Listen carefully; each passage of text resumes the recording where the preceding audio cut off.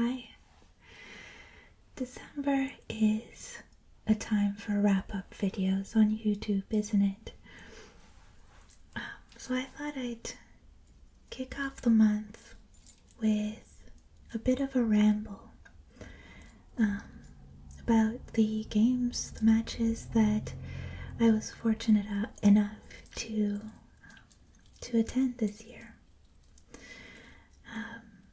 By my count, I saw 13 matches in 9 different sort of stadiums, locations, totaling 24 different teams. That's 5 sports and 7 different leagues. So I'll go over these chronologically. Maybe raise the gain a little bit. But I do have a top 3 as well.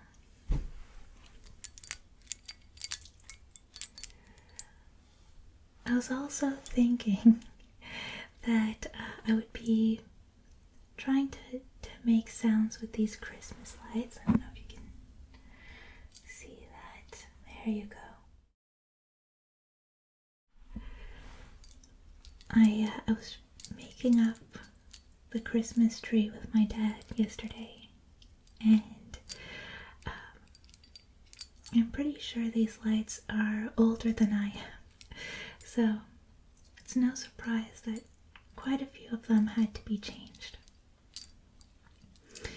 And when we were done, I grabbed these to sort of give to him to get rid of. And these were like the burnt out lights that needed to be switched out. You can't really see that one. Maybe the yellow? Not really. And as I sort of handed them over, it sort of jangled in my hand. And I sort of went, oh, ASMR. So hopefully these will sound good through the Yeti. They sound really good to my ear. Because, like, 'tis the season, right? I thought it was perfect for a wrap-up video. So let me know in the comments what was your favorite game that you saw this year, or which game you would have liked to see in person.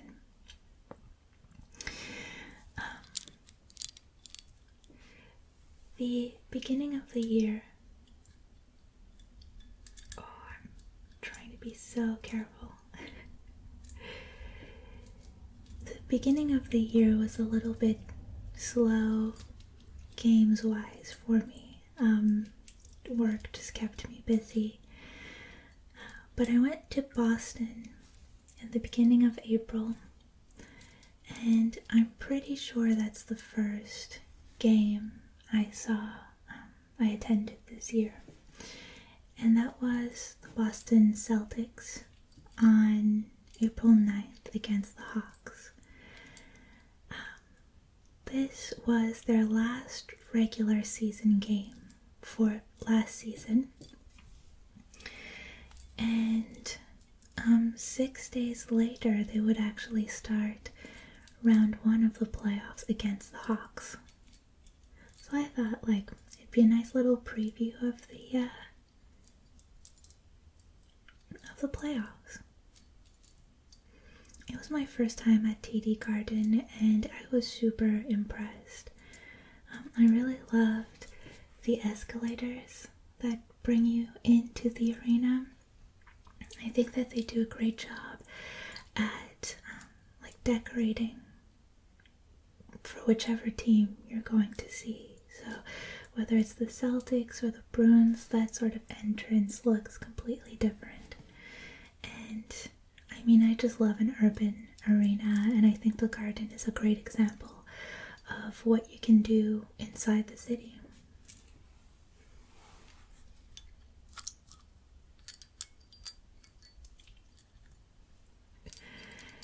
So the Celtics won 120 to 114. But I think it just wasn't set up to be the most exciting game. Even though it was the last regular season game, first of all, I didn't think about this when I planned my trip, but it was Easter weekend. So already people are distracted, people are traveling, they're doing other stuff. And because it was a long weekend, the game was an afternoon game. And in general, I try to avoid afternoon games. I mean, I think they're brilliant for families, like to bring kids. But I was there alone. So the vibe was a little bit more mellow than I would prefer. And also, because they had already clinched, I don't know if you can hear this, because they had already clinched the number 1 seed, or I don't know if the seed was clinched, I assume it was, but yeah, let's say they had clinched the number 1 seed. They were resting a lot of players, right? So Tatum and Brown did not play. Derek White played like 5 minutes.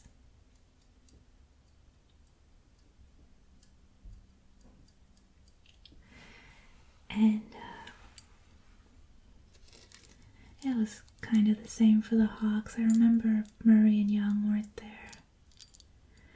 So overall, I could have skipped that game, but I'm sure it was just the circumstances, and I know how lucky I am to have been able to be there. So I'm glad I got to see it. Then 2 days later, April 11th, well, first I visited Fenway, but the Sox were on the road in Tampa. So I just checked out the stadium, and it was a really cool experience. I recommend it. Obviously, one of the most memorable parts of the stadium is the lone red seat that marks Ted Williams' home run, the longest home run in the history of Fenway. And seeing it in an empty stadium is really striking. I really recommend it. I also loved being up on the Green Monster. Well, there's some good seats. And yeah, I thought the way they're preserving some of the older parts of the stadium, like some of that history, leaving some older stands, stuff like that is really nice. Oh, and the urban farm on the rooftop is another thing I loved. But that evening, I went to watch the Bruins play against the Capitals. And I can't say enough good things about my experience that night. First of all, the fans down, not only were they like an incredible crowd to be part of, I mean the atmosphere was truly electric, but I met so many nice people. Like I was traveling alone, right, and going to games alone can be a quiet experience sometimes, a time for introspection. But I mean, like, I think the family sitting behind me were ready to adopt me when we left. The people beside me, they were really friendly, and they chatted throughout the stoppages of the game. People would like stop me and talk to me when I'd walk up the stairs to go up to the concourse. And then in the concourse, the section outside of the seating area, I remember at least three separate people just like having a little chat with me, and I felt so welcomed and happy, even though I lived in Ottawa and Toronto. I'm not supposed to like the Bruins, but I couldn't help but fall in love. I got a free t-shirt out of it too. Full of cat hair now.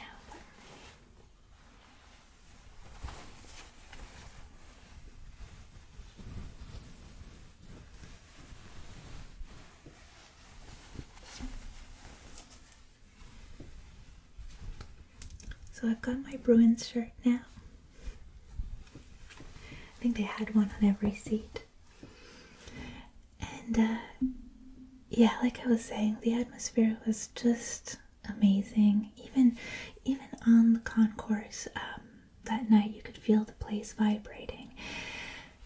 I think it certainly helped that the Bruins were going for a record that night. So if they won, they would get their 133rd point of the season, and that would surpass the 76-77 halves. And they did win. They won 5-2. Marchand with a goal and 2 assists. And Lindgren that night for the Capitals, he had that like barehanded save after Jansen fell on him.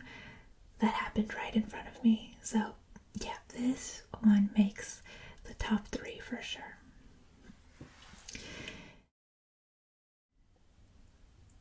Then, I gotta fix this chair. It keeps cracking on me.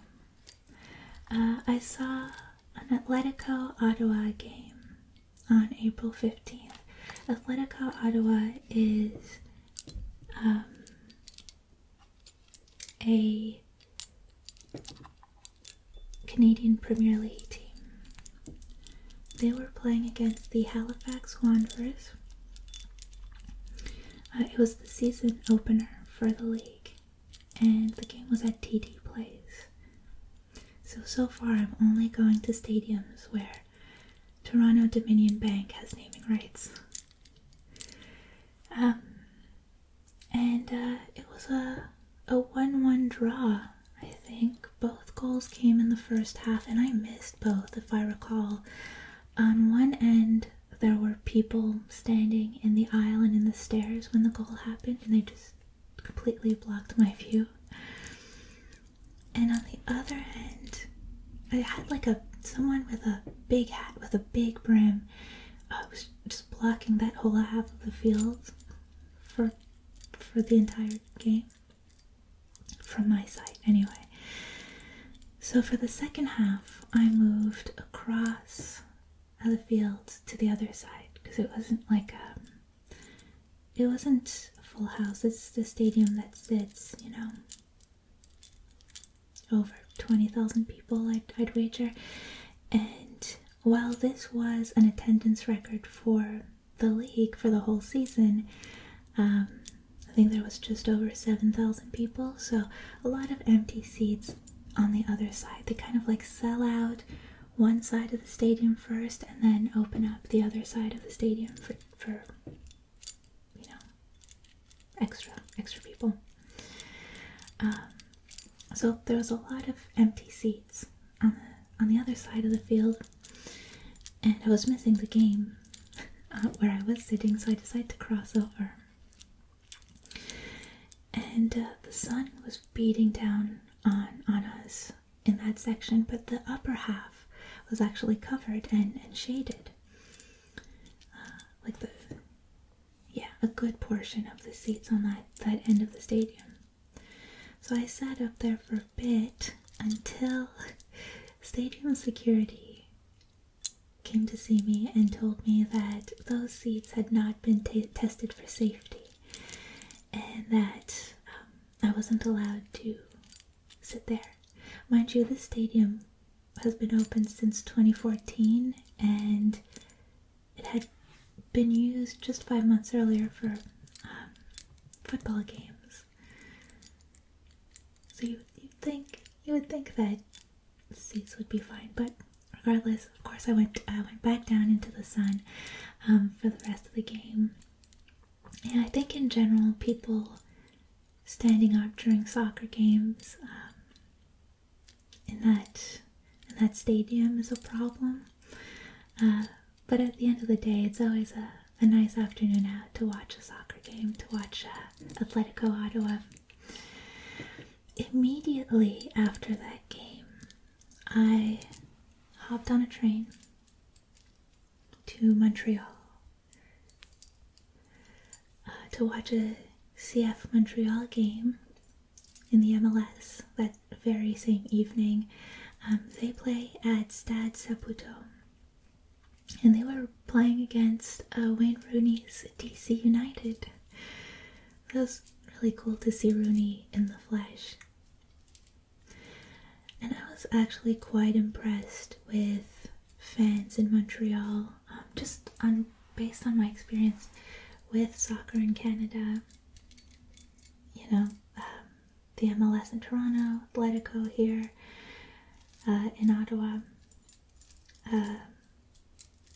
I was really pleasantly surprised with the crowd in Montreal. It's a really great group of supporters. And I don't know if it's an unpopular opinion, but I really like Stade Saputo. It's right next to the Olympic Stadium, which is a really sweet view. When you're sitting in the stadium at night, it lights up. And I really don't think there's a bad seat in the house in that place. And DC ended up scoring right at the top of the second half. And the game ended 1-0. But I had a blast, and I had great cuisine, so what more could you want? Then on May 6th, I saw another Ottawa Atletico game, Atletico Ottawa. This time it was against Pacific FC, who are out of Victoria, British Columbia. And this one was a blowout. Pacific won 4-1. Interestingly, for both Atletico games that I saw, player called Ollie Bassett was the only one to score for Ottawa. He started out in Aston Villa's youth academy in 2022, so like the previous season. He had won the CPL's, the Canadian Premier League's Player of the Year award and the Players Player of the Year award. And then this season that ended in 2023, began and ended in 2023, he won the Golden Boot. So probably the best player in the league right now, and I hope that Ottawa don't lose him anytime soon. My next trip was to New York City, and actually I flew in to Newark, New Jersey. So I went to a Devils game. I think I have some freebies from that one as well. I went to the Devils game at Prudential Center.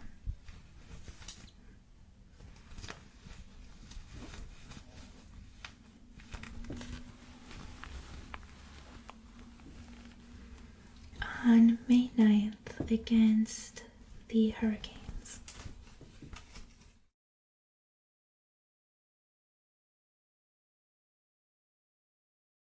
Oh, that's just a white towel.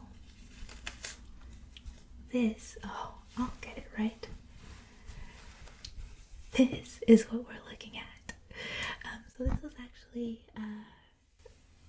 Game 4 of the second round of the playoffs. Hence the towel. Raise the roof of the rock. 2023 playoffs. New Jersey went into this game. Okay, I keep hitting my mic now. New Jersey went in down 2-1 games. And I'm sad to say this was another blowout for the home team. The Hurricanes won 6-1, which made the series 3-1 in their favor. I mean, it was bad. Carolina scored 5 in the second period, and fans were just so dejected. Like they were leaving en masse after that second period. It's like there was a fire in the arena. It made for a quiet third period, but the pregame vibes were great. There was a sort of like fan village set up just outside the arena. There was live music. It was a good band, and I thought the entrance to Prudential Center was really cool as well, where there's like the 2-story glass wall. I think it's at least 2 stories. It's like very, very tall stories. And you can look down at the main entrance, and I literally stood there in the second intermission and just watched everyone leave from that vantage point, and then slowly made my way back to my seat for the third period. Then on May 10th, I saw the Knicks at Madison Square Garden, and look, that place is simply magical. The inside, like the seated section in the arena, is gorgeous. The concourse is great. I walked around it quite a few times. I couldn't get enough. I definitely have to go back for a Rangers game too, and more Knicks games. I fell in love with the Knicks, and I mean the history of that place, of course, is something very special. But yeah, I could go on, but the Knicks were playing against the Heat. Let me unfold this one without knocking my mic this time. Boom. Boom. Go New York. Go New York. Go New York. Go. What does that say? Eastern Conference semifinals. There you go. And it was game 5 of the conference semifinals, and they went in at 3-1 in favor of the Heat. So one more win for the Heat that game would mean that the Knicks were knocked out of the playoffs. But Brunson went in for 38 points. Barrett and Randall on 26 and 24. And the Knicks won 112-103, and it was one of the most exciting games I've ever been to. I was sitting in the front row of section 202, and they have these like little screens on that row where you can watch the broadcast as well, which I thought was a really interesting setup. I'd never seen that. Oh, and the whole stadium, forget where I put it now, but the whole stadium had these like light up bracelets that go different colors throughout the night depending on what section you're in. I know they're becoming more and more common for these events and concerts and stuff, but it was my first time actually getting to use one. I think, was it at Prudential Center that they have lights all along the railings in the stairs that kind of do a similar thing, but I don't know, it just adds to the fan experience while you're there and you're wearing it and you're part of it. And then when we got out of the arena, people were just losing their minds in the streets. They were just chanting and celebrating, and it's another one of those games where the atmosphere was better than I could have ever expected. And so this is another game from my top 3 this year. Then on May 12th, I went to see the Yankees at Yankee Stadium against the Rangers. That's another great stadium, obviously. I did have my ticket checked by a member of security while I was in my seat.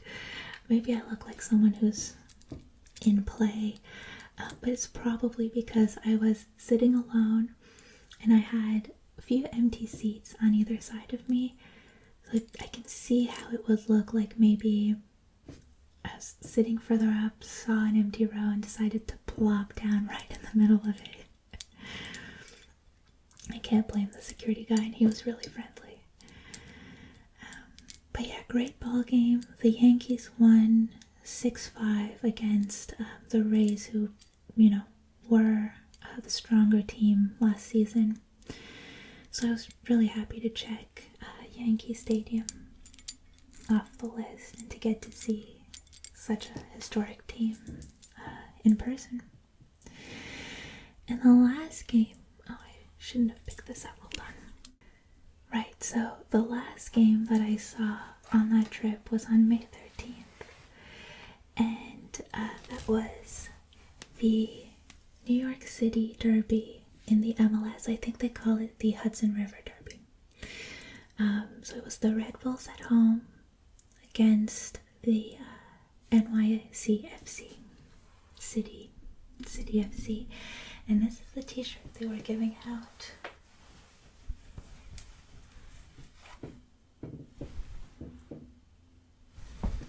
Really nice piece for the fans, this one.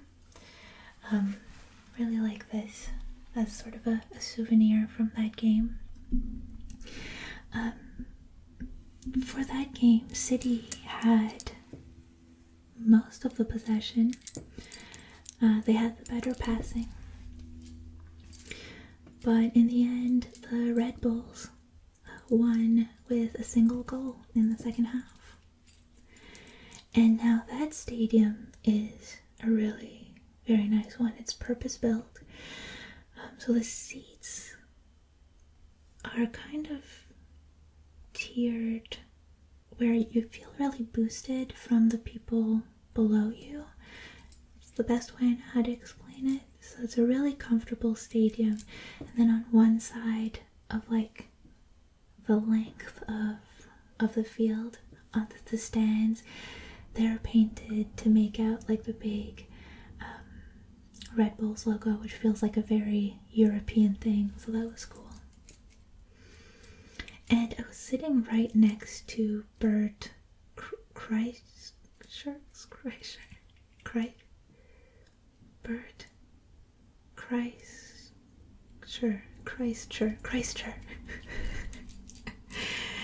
Bert Kreischer, right? It was a cool little thing. I was right across the aisle from the press section, and I think they reserved some seats there for VIPs as well. And I remember the staff at the stadium being extremely, extremely nice. And yeah, they put on a great sort of evening for the fans there. It's a full experience. Like, it feels like the effort that teams usually put in during playoffs. And this was just a regular season game. So I'll definitely be going again.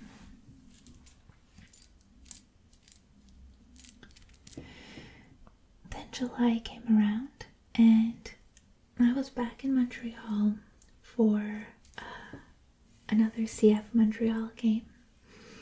This was July 22nd, and it was against Pumas. So this was a Leagues Cup game, and Pumas is a team out of Mexico City, if you're not familiar. And the Montreal fans showed up as usual, put in solid support for their team, but also the Mexicans. The away section was rocking in a way that I've never seen in North America before. It was so much fun. And the game, okay, so 23rd minute, Montreal scores, beautiful passing game, leads to a goal. 43rd minute, Montreal scores again, this time off a set piece, a free kick. Then in the 81st minute, a Pumas defender keeps the ball from going into an empty net. The goalie had sort of wandered outside of the box early to try to stop it. But despite that missed opportunity for Montreal, you think there's 10 minutes left, it's 2-0, surely it's in the bag for the home team. Now, in the 88th minute, Pumas score. They make it a 1-goal game, and they rush to get the kickoff going, and 4 minutes of stoppage time is announced, and in the 91st minute, Pumas score to tie the game. They found something, and both of their goals in that 5-minute period came from crosses.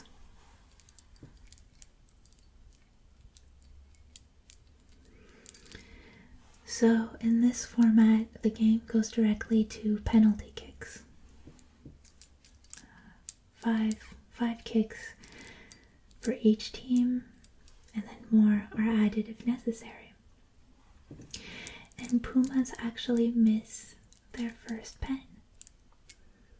Montreal is good. The second set of kickers, they both score.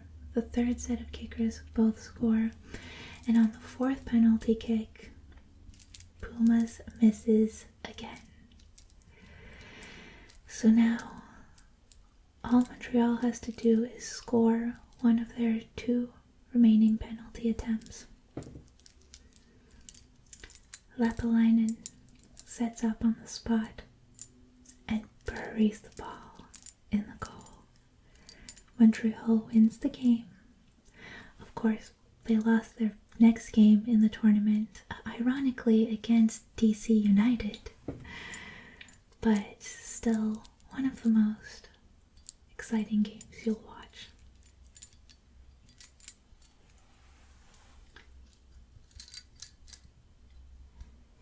Then on September 30th, I was back at TT Place in Ottawa, but this time for a football game, Canadian football. And I went to see the Red Blacks play against the Montreal Alouettes. And of course, the Alouettes went on to win the Grey Cup this year. And 2 memories really stand out from that game. And the first one is on 2nd and 18. Now remember, in Canadian football, there's only 3 downs. And so this is 2nd and long. Montreal's quarterback tosses a short pass, and the receiver then dribble kicks the ball on purpose about 2 or 3 yards just so it crosses the line of scrimmage, and then he recovers the ball since there's no one around him. No one anticipated him doing that, and that resets the downs. It's like a punt because it goes past the line of scrimmage. So in that moment, Montreal broke football. They then went on to do that same play at least once more during the season. The other moment that stood out in the game was when Montreal, on 3rd down, attempts a field goal from the 39, and it goes wide. Ottawa takes it, runs it, and I mean, he covers some ground. I think he's about at center field when one of Montreal's players, who sort of tripped over himself running backwards, he fell backwards, and in the middle of, because of the momentum of him falling, in the middle of just going heels over head, he's flipping backwards, his legs go up, and his feet just so happen to make contact with the ball being carried by Ottawa. It forces a fumble. Montreal recovers the ball, and they get a fresh set of downs on this once in a lifetime incident, play, whatever you want to call it. I had never seen this before. I don't think very many people have seen something like this. but if someone can accomplish it, it's Ottawa. It's the Red Blacks. But it was just such a strange game, and I loved it. So then on October 7th, I went to see the Senators. They were playing, the Ottawa Senators, they were playing against the Habs, the Montreal Canadiens, in a preseason game at the Canadian Tire Centre. And the Habs were just the better team all night. There's no denying it. They had their big guns there. I mean, Caulfield played and he scored a goal. Suzuki had a goal and an assist. And Monahan too, he was on fire during the preseason, and I think he got 2 points in the game. Meanwhile, Ottawa was resting a lot of its players. I mean, Stutzla, Giroux, Joseph, Kachuk, Tarasenko, Chikrin, and Batherson, I think, were all missing. The goalie was called up from the AHL. So, I mean, considering the result, Montreal won 6-4. Not too bad of a result for Ottawa. And then the last game that I went to this year was on November 12th. And that was a special one. It was the Sherbrooke Phoenix playing against the Acadie Bathurst Titans at the Palais des Sports Léopold Drolet in Sherbrooke, Quebec. This is part of the Quebec Major Junior Hockey League, and they have a really nice arena. Like, it feels new, at least on the concourse, even though I think it was built in the 60s. So obviously it's one tier across, and they have a capacity of 3,600. Tickets are very reasonably priced for a night of hockey, and it just really had a different vibe at that level of play. Like, it feels very community based. It feels like you're just heading down to the barn with your neighbors. But then the hockey is really great. It's really high level. You know, these kids are really hungry, and they put on a fantastic show. And the home team, Sherbrooke, won 4-1 in the end. So my streak of watching the home team lose ended there, and I get to finish the year with a win for the home team. So I'm happy with that. But that's it. I've rambled your ear off long enough about my adventures, my sports adventures for the year. Thank you very much for. I had to hit the mic at least once more before I got out of here. Let me know what you thought of the little lights, if you can even hear them. I think you should hear them a little bit. But thank you for watching, and I'll see you very soon with another video.